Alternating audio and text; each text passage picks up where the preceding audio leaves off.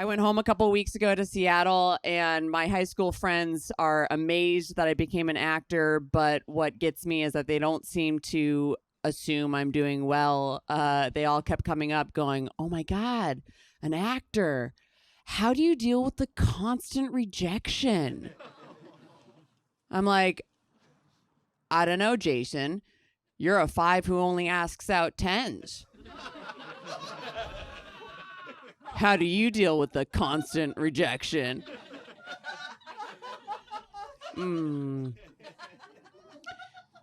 My stepsister just gave the family its first grandchild, and she was baby-proofing the house against anything that might accidentally hurt the baby.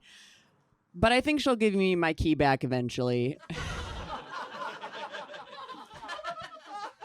My parents don't seem to grasp that I'm not ready for children or financially stable enough as an actor to have them. My dad keeps trying to get me to freeze my eggs. I'm like, Dad, do you not understand? I can barely take care of the ones I've refrigerated. We're at dinner and I was like, I don't think I'm having kids. And he goes, well, that's disappointing. Which would make me feel like a failure if he hadn't said the exact same thing about the fact that Darius Rucker didn't come out with a new Christmas song this year. I'm like, Dad, don't rush the creative process. Give it a couple years and maybe he'll give you one. My stepmom, Barb, is so worried about me. She goes, well, if you don't have kids, who's going to take care of you? I'm like, oh, so the point being that kids are supposed to take care of you in your old age? Because if that's it, you're asking the wrong question. What you should be asking is, Maxi, what color car would you like for Christmas? I'm very glad that the guy I'm seeing is on board with no kids. He's older than me, and it is the best thing ever, because in the morning, he'll make me breakfast. And the only thing a younger guy ever made me in the morning was get out. I still remember young Connor looking over at me with that look of, ugh, you're still here. And I was like, this is my apartment. I'm so glad to be dating an older guy because he's already done with other women all the things I don't want to do anymore. I've gotten so lazy. I only have 2 moves in bed, and it's actually one but backwards. He hasn't figured that out yet. I don't like dating younger guys because they still want to try a ton of things that I don't want to do anymore. I'm just like, do we have to do 69? He's like, no, we could sit and talk. I'm like, 69 it is. No, I did used to date a lot of younger guys. It was exciting. I loved their energy and enthusiasm, but that turned dark real quick because they're trying things above their pay grade.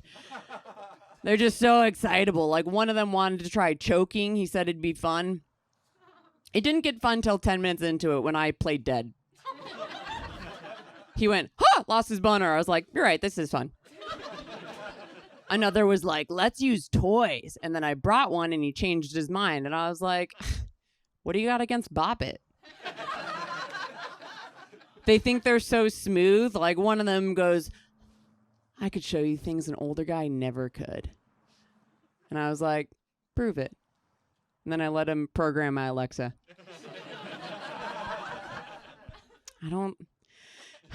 Guys, just be ready for what you're getting into is all I'm saying. One of them, poor darling, goes, hey, do you have a rape fantasy?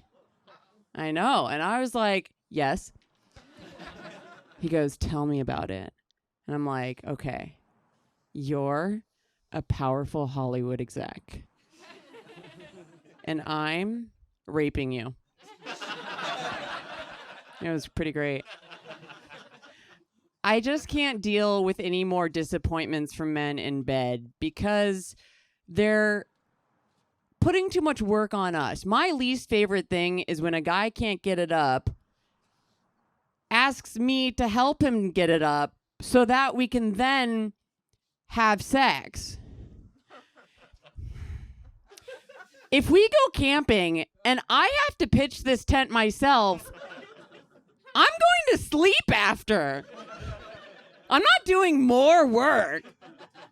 My least favorite thing is now guys are coming up with new excuses for why they can't get it up. And in the good old days, whiskey dick was a good enough excuse. But now they're like, babe, I'm too tired. Babe, I'm too high. Babe, everyone in Chipotle is going to hear us. Like, ridiculous. It's starting to make me doubt myself. Like, has it ever happened that the woman you're with is so beautiful you just get shy?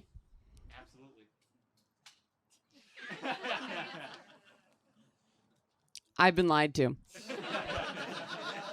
I was told my beauty is so intimidating.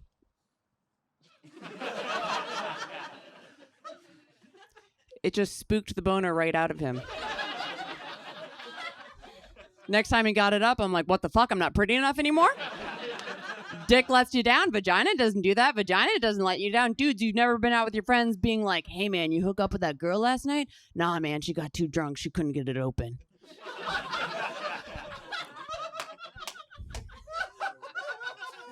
I think people get the wrong impression. They think I hate men. I'm like, no, I don't hate men. I was just raised a horse girl.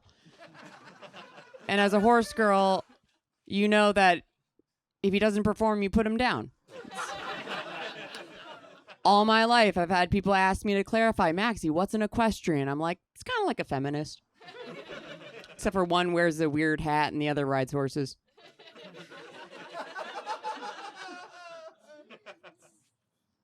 I went home to my childhood barn while I was at home, and it was so sweet. Nothing had changed. I was seeing these little girls getting lessons from the trainer, little tiny girls controlling these big, strong horses, and the trainer is yelling at them, hey, he can't do that. Don't let him get away with that.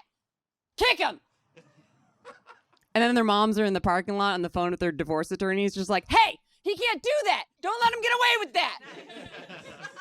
Kick him. I don't like to tell guys I'm a horse girl because they get all these kinky ideas. Obviously, I slipped up. I told one guy who goes, ooh, horse girl. Treat me like one of your horses. I was like, ugh, okay. So I grabbed a stick and I beat the shit out of him with it. You guys, I'm Maxi Witrak. Give it up for host Ross.